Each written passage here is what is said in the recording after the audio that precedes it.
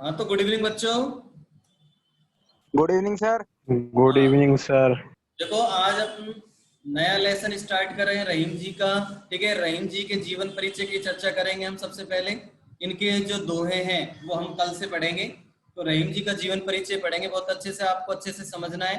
ठीक है, कोई समस्या आए तो आप उसको बाद में पूछ सकते हैं, और बाकी कोई इंपॉर्टेंट लाइन लगे तो आप उसको नोट भी कर सकते हैं।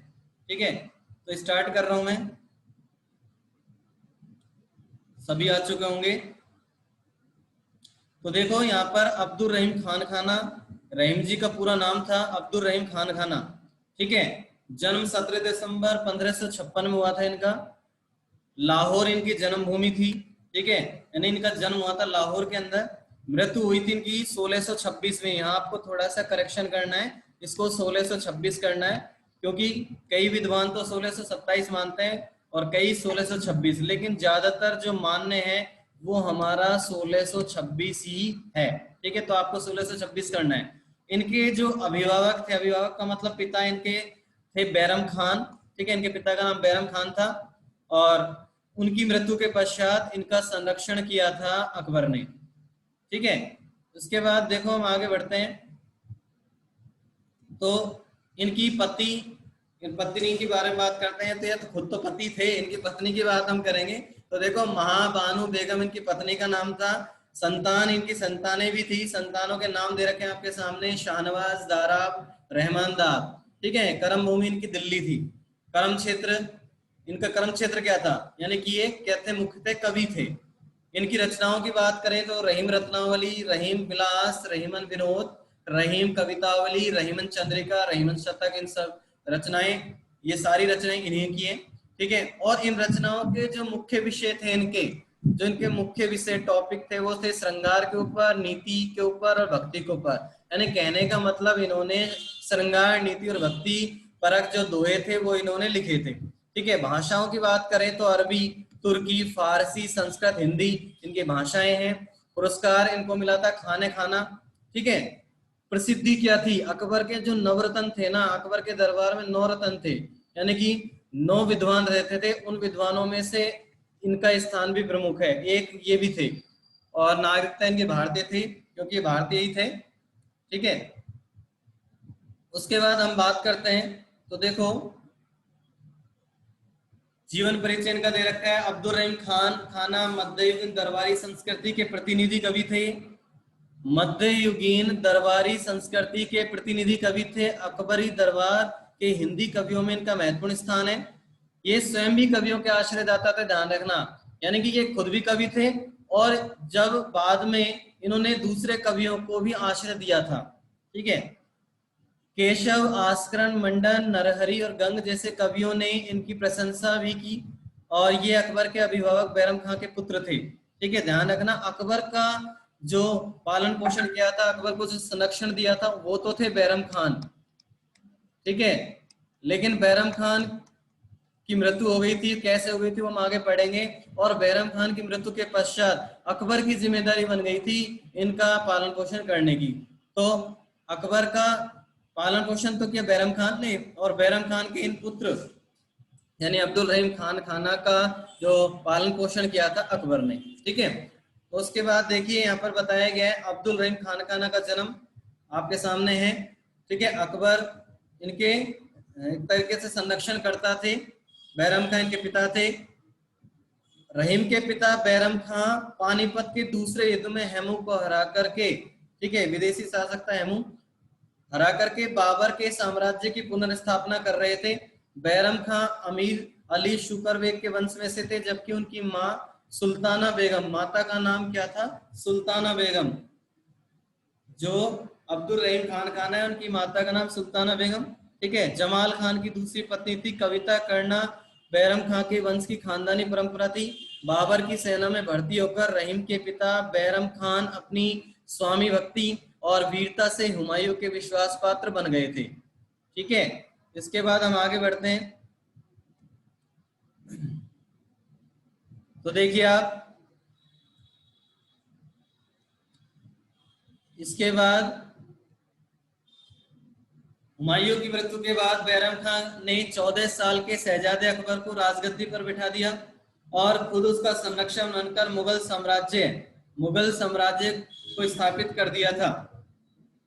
हुमायूं की मृत्यु के बाद बैरम खान खुद खुद राजगद्दी पर नहीं बैठे थे, वो उन्होंने किसको बिठा दिया था? अकबर को, और मात्र 14 साल की उम्र में बिठा दिया।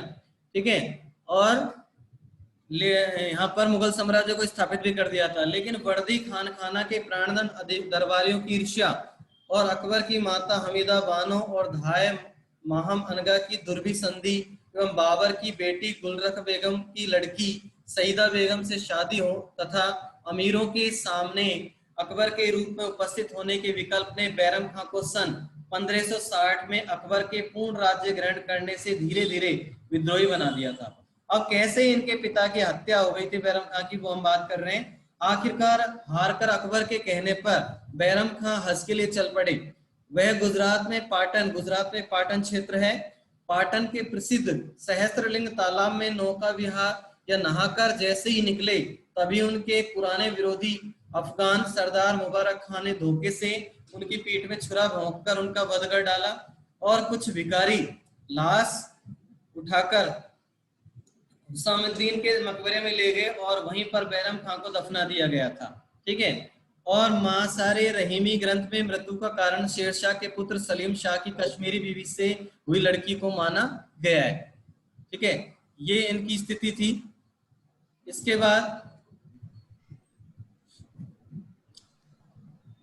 बाद हम आगे बढ़ते हैं। तो देखिए, रहीमदास का साहित्यिक परिचय आता है। रहीमदास के साहित्यिक परिचय की चर्चा करते हैं हम। हिंदी साहित्य के भक्ति काल में रहीम का स्थान बहुत महत्वपूर्ण है। उन्होंने अरबी, फारसी, संस्कृत, हिंदी आदि का गहन अध्ययन किया। वे राज दरबार में अनेक पदों पर कार्य करते हुए भी साहित्य सेवा में लगे रहे। रहीम का व्यक्तित्व बहुत प्रभावशाली था। वे स्मरण शक्ति, हाजिर जवाबी, काव्य और संगीत के मर्मज्ञ थे। वे युद्धवीर के साथ साथ दानवीर भी थे। ठीक है, अकबर के दरबारी कवि गंग के 2 छंदों पर रीझ कर इन्होंने 36 लाख रुपए दे दिए थे और रहीम ने अपनी कविताओं में अपने लिए रहीम के बजाय रहीमन का प्रयोग किया था और इतिहास और काव्य जगत में अब्दुल रहीम खान खाना के नाम से वे प्रसिद्ध हैं। ठीक है, रहीम मुसलमान होते भी कृष्ण भक्त है। ये लाइन आपको ऐड करनी है। रहीम मुसलमान होते भी कृष्ण भक्त, यानी कि मुसलमान कवि होते भी इन्होंने कृष्ण की भक्ति करी थी। उनसे संबंधित इन्होंने भक्ति के दोहे लिखे थे। उनके काव्य में नीति, भक्ति और प्रेम तथा श्रृंगार आदि के दोहों का समावेश है। ये लाइन आपको याद रखनी है। ठीक है, साथ ही जीवन में आए विभिन्न मोड़ भी उनके परिलक्षित होते हैं। इसके बाद हम आगे बढ़ते हैं। तो रहीम की भाषा की बात है यहाँ पर। ठीक है, रहीम की भाषा की बात हम कर रहे हैं। रहीम ने अपने अनुभवों को सरल और सहज शैली में मार्मिक अभिव्यक्ति प्रदान की। उन्होंने ब्रज भाषा, पूर्वी, अवधी और खड़ी बोली को अपनी काव्य भाषा बनाया, किंतु ब्रज भाषा उनकी मुख्य शैली थी। गहरी से गहरी बात भी उन्होंने बड़ी सरलता से सीधी सादी भाषा में कह दी थी। भाषा को सरस और मधुर बनाने के लिए तद्भव शब्दों का प्रयोग किया था। ठीक है, जो तत्सम शब्दों से हिंदी में शब्द तब्दील हो गए वो तद्भव शब्द होते हैं, ध्यान रखना। रहीम अरबी, तुर्की, फारसी, संस्कृत और हिंदी के अच्छे जानकार थे। हिंदू संस्कृति से भलीभांति परिचित थे। इनकी नीतिपरक उक्तियों पर संस्कृत कवियों की स्पष्ट छाप परिलक्षित होती है। कुल मिलाकर इनकी 11 रचनाएं प्रसिद्ध हैं। इनके प्राय 300 दोहे दोहावली नाम से संग्रहित हैं। माया शंकर याज्ञिक का अनुमान था कि इन्होंने सत्सई लिखी होगी, किंतु वह अभी तक प्राप्त नहीं हो सकी है। दोहों में इनकी रचित इनकी एक स्वतंत्र कृति है, नगर शोभा। ठीक है, इसमें 142 दोहे हैं और इसमें विभिन्न जातियों की स्त्रियों का श्रृंगारिक वर्णन भी यहाँ पर किया गया है। उसके बाद हम आगे बढ़ते हैं। तो रहीम की रचनाओं की बात है। रहीम की रचनाएं इसमें बताई गई। एक तो वाक्यात बावरी, इनकी तुर्की भाषा में रचना है। एक है खेट कोतुकम जातकम, ये इनका एक ज्योतिष ग्रंथ है, ये आपको याद रखना है, खेट कोतुक जातकम ज्योतिष ग्रंथ। ठीक है, और इनकी जो रचनाएं थी उनमें फारसी और संस्कृत शब्दों का भी प्रयोग है और इनका काव्य इनके सहज उद्धारों की अभिव्यक्ति है। इन उद्धारों में इनका दीर्घकालीन अनुभव निहित है। ये सच्चे और संवेदनशील हृदय के व्यक्ति थे। जीवन में आने वाली कटु मधुर परिस्थितियों ने इनके हृदय पट पर जो बहुविध अनुभूति रेखाएं अंकित कर दी थी, उन्हीं के ये एक कृत्रिम अंकन में इनके काव्य की रमणीयता का रहस्य निहित है। और इनके बर्वे नायिका भेद में काव्य रीति का पालन ही नहीं हुआ है, वरने उसके माध्यम से भारतीय गृहस्थ जीवन के लुभावने चित्र भी सामने आए।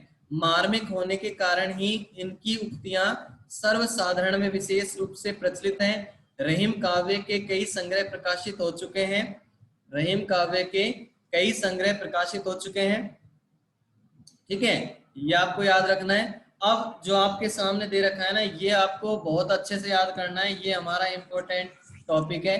ठीक है, क्योंकि इससे रिलेटेड क्वेश्चन आता है। ठीक है, तो वो क्वेश्चन आपको आना चाहिए। और वो क्वेश्चन कैसे बनता है? वो बनता है कि रहीम जी के दोहों की काव्यगत विशेषताओं को बताइए। इनके दोहों की काव्यगत विशेषताएं कौन कौन सी हैं? ठीक है, इनके दोहों की काव्यगत विशेषताएं कौन कौन सी हैं? तो ये क्वेश्चन बनता है एग्जाम में, तो वो आपको याद रखना है। आंसर यही रहेगा जो आपके सामने दे रखा है। तो देखो इसमें फर्स्ट बिंदु क्या है, उन्होंने अवधि के साथ साथ ब्रज भाषा का भी प्रयोग किया। पहली लाइन आपको याद रखनी है, अवधि के साथ ब्रज भाषा का प्रयोग किया। ठीक है, दूसरी लाइन है उन्होंने नीतिपरक काव्य की रचना करी भाई। नीतिपरक काव्य, नीतिपरक काव्य क्या होता है? जिसके अंदर उपदेश दिए जाते हैं। ठीक है, नीति नियम होते हैं। जैसे एग्जाम्पल भी दे रखा है कि रहीमन निज की मन की विथा मन ही राखो कोय, और सुनी इठिले लोग सब बांटे न लेह कोय। रहीम जी ने इसमें ये बताया है कि अपने मन की व्यथा को, निज का मतलब होता है अपना, मन का मतलब जानते हैं, विथा का मतलब होता है व्यथा। ठीक है, व्यथा का मतलब दुख। रहीम जी ये कहना चाहते हैं अपने मन की व्यथा को मन में ही रखना चाहिए।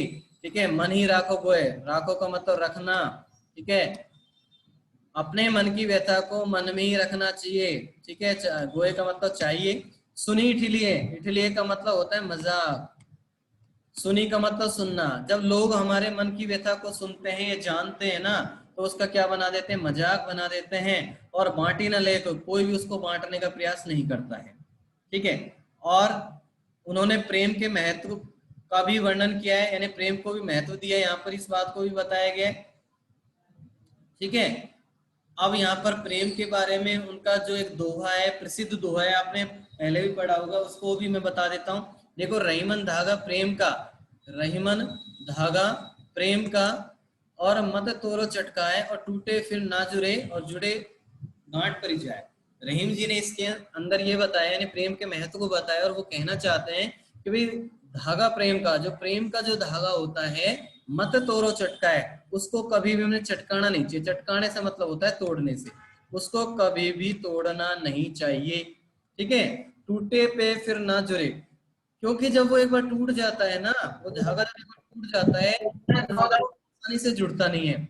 वो आसानी से जुड़ता नहीं है। और यदि जुड़ भी जाए तो, जुड़ भी जाए तो जुड़े गांठ पड़ जाए, तो उसमें क्या पड़ जाती है? गांठ पड़ जाती है। वो आप सभी को पता है कि जब हम धागे को तोड़ देते हैं और तोड़ने के बाद जोड़ने का प्रयास करेंगे ना, तो हमको गांठ तो लगानी ही पड़ेगी।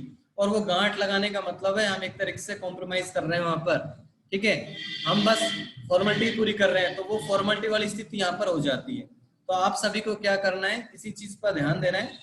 ठीक है, प्रेम का महत्व यहाँ पर बताया, ये दोहा आपको याद रखना होगा। उसके बाद देखो, रहीम के दोहे अत्यंत सरल, सहज और आसान हैं। दूसरे शब्दों में कहें तो वे जन साधारण भाषा का प्रयोग करते थे। इसमें भी उदाहरण दे रखा है उन्होंने। ठीक है, जे गरीब पर हित करे ते रहीम बड़ लो, और कहाँ सुदामा बापरो कृष्ण मिताई जो।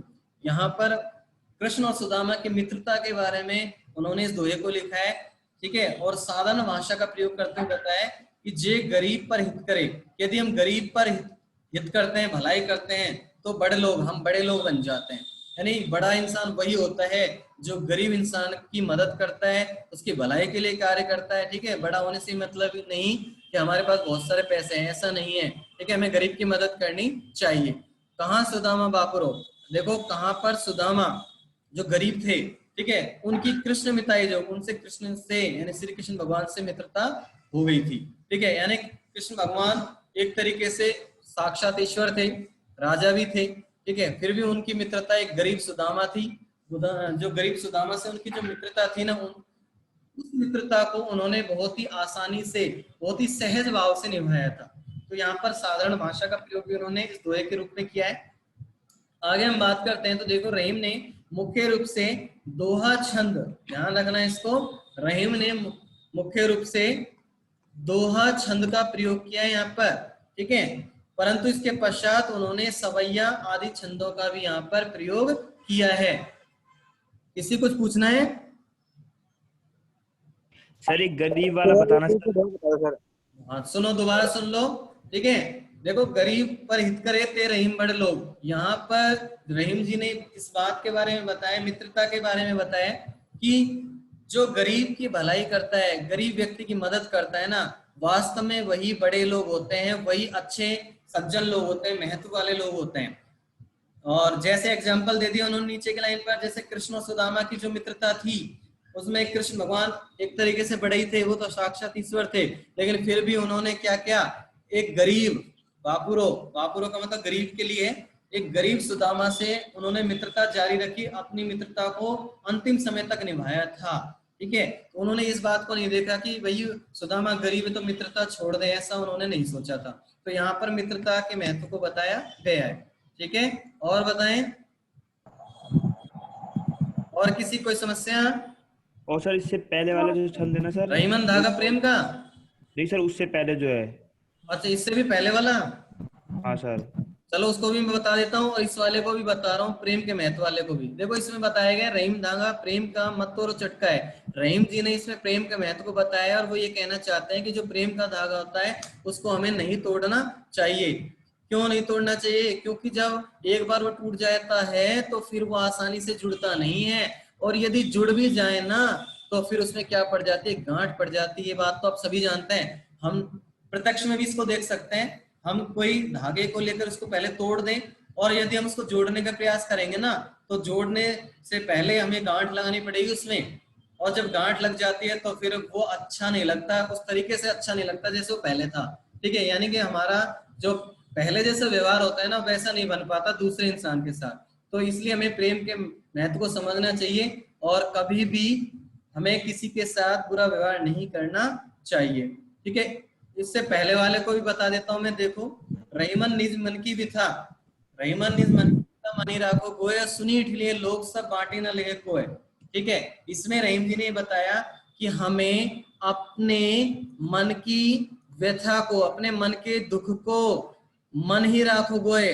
राखो गोय का मतलब रखना चाहिए, किसमें? मन में ही। हमें अपने मन की व्यथा को मन में ही रखना चाहिए, किसी से शेयर नहीं करना चाहिए, ठीक है। क्यों नहीं करना चाहिए? क्योंकि सुने अठलिए लोग सब, क्योंकि जब लोग हमारे मन की व्यथा को जान जाते हैं तो इठलिए, वो हमारा क्या बना देते हैं, इठलिए बना देते हैं। इठलिए का मतलब होता है मजाक, ठीक है। वो हमारा मजाक बनाते हैं, हमारी हंसी करते हैं पीठ पीछे, हमारे दुख को कोई भी बांटता नहीं है। बांटे ना ले का मतलब होता है कोई भी हमारे दुख को नहीं बांटता है, ठीक है। अब क्लियर है सभी को? Yes sir. ठीक है। अब देखिए लास्ट हमारा जो बच रहा है वो हमारी बुक का परिचय है, ठीक है। वो आपके बुक पर भी अवेलेबल है, इसको और मैं बता देता हूँ। उसके बाद जो दोहे होंगे वो पहले दोहे से हम कल स्टार्ट करेंगे, ठीक है। अब बुक वाला परिचय और देख लें एक बार आप। जन्म आपके सामने दे रखा है 1556, मृत्यु 1626। इनका पूरा नाम आपके सामने है, अब्दुल रहीम खान खाना, वो आपको दिखाई दे रहा है। याद रखना है इनका पूरा नाम अब्दुल रहीम खान खाना है, और इनको खान खाना की उपाधि अकबर ने दी थी, ध्यान रखना, ठीक है। इनके पिता का नाम बैरम खां था, और बैरम खां मुगल बादशाह हुमायूं की मृत्यु के बाद अकबर का संरक्षक, अकबर के संरक्षक बन गए थे। यानी जब हुमायूं की मृत्यु हुई थी ना, हुमायूं की जब मृत्यु हुई थी तो अकबर उस समय बहुत छोटे थे, और अकबर के संरक्षक का दायित्व मिल गया था बैरम खान को, ठीक है। बैरम खान को मिल गया था, और बैरम खान ने अकबर को संरक्षण दिया, उन्हें युद्ध नीति सिखाई, उन्हें एक तरह के अस्त्र शस्त्रों का प्रयोग करना सिखाया, उन्हें शिक्षा दी, ठीक है। और 14 साल की उम्र में उनको क्या बना दिया, मुगल सम्राट बना दिया, मुगल शासक घोषित कर दिया। और बाद में जब बैरम खां मारे गए, ठीक है, उनकी मृत्यु हो गई, तब उनका जो पुत्र था रहीम, उन रहीम को, उन छोटे से रहीम को संरक्षण किसने दिया था? अकबर ने दिया था, ठीक है। यानी दोनों ने अपना अपना फर्ज निभाया, बैरम खान ने भी और अकबर ने भी। उसके बाद देखो इसमें बताया गया कि रहीम बचपन से ही साहित्य प्रेमी थे और बुद्धिमान भी थे। उन्हें अपने माता पिता से वीरता, राजनीति, दानवीरता तथा काव्य जैसे गुण विरासत में मिले थे। ठीक है। रहीम का व्यक्तित्व बहुत प्रभावशाली था, वे सामंजस्यवादी भी थे। सामंजस्यवादी क्या होता है, यानी कि वो हर प्रकार से किसी के साथ भी अपना सामंजस्य बिठा लेते थे, प्रत्येक भाषा में अपनी दोहों की रचना कर लेते थे, उसमें सामंजस्य बिठा लेते थे वो। ठीक है। और वे श्री कृष्ण के प्रति उनकी अथाह श्रद्धा थी। ठीक है। वो मुसलमान कवि थे, लेकिन फिर भी वो श्री कृष्ण के प्रति श्रद्धा भाव रखते थे, और इसके लिए उन्होंने श्री कृष्ण के लिए भक्ति के दोहे भी लिखे हैं। ठीक है। उन्होंने अपने काव्य में रामायण, महाभारत, पुराण तथा गीता जैसे ग्रंथों के कथानकों एवं पात्रों का भी बखूबी उल्लेख किया है। ठीक है। रहीम जी के जो दोहे, सोरठे और बरवे हैं और सवैये छंद, इनमें इनकी जो रचनाएं वो हैं। ठीक है। यानी कहने का मतलब जो दोहे यहाँ पर दे रखा है, दोहा है, ठीक है, सोरठा है, बरवे है, ठीक है, और सवैया है। ये सब क्या है, ये सब ध्यान रखना, ये सब छंद हैं। ठीक है। ये छंद के प्रकार हैं, और इन छंदों के प्रकारों में, यानी इन सभी छंदों में इन्होंने अपनी रचनाओं को लिखा है, अपनी रचनाएं की हैं। ठीक है। तो इनके हमारे जो सिलेबस में वो तो हैं दोहे। ठीक है, ध्यान रखना, नीति के दोहे हैं, यानी दोहे छंद का प्रयोग इन्होंने अपनी बुक के अनुसार बता रहा हूं मैं, अपने जो चैप्टर उसके अनुसार तो इन्होंने दोहे छंद का ही प्रयोग किया है। बाकी इन्होंने सोरठा, बरवे और सवैया का भी प्रयोग किया है अपनी रचनाओं के अंदर। ठीक है। अब इनकी जो रचनाएं हैं वो आपको याद रखनी है, मिनिमम 4 रचनाएं आपको याद रखनी है कम से कम। दोहावली है, बरवे नाई का वेद है, रास पंचादही है, मदनाष्टक है तथा नगर शोभा। इनमें से जो आपको अच्छे से याद हो जाए 3-4 रचनाएं, 3 या 4 जैसे भी हो, तो वो आपको याद रखनी है। ठीक है। तो ये इनका क्या था, जीवन परिचय था, साहित्यिक परिचय था। ठीक है। ये आपको अच्छे से याद रखना है। क्लियर है सभी को?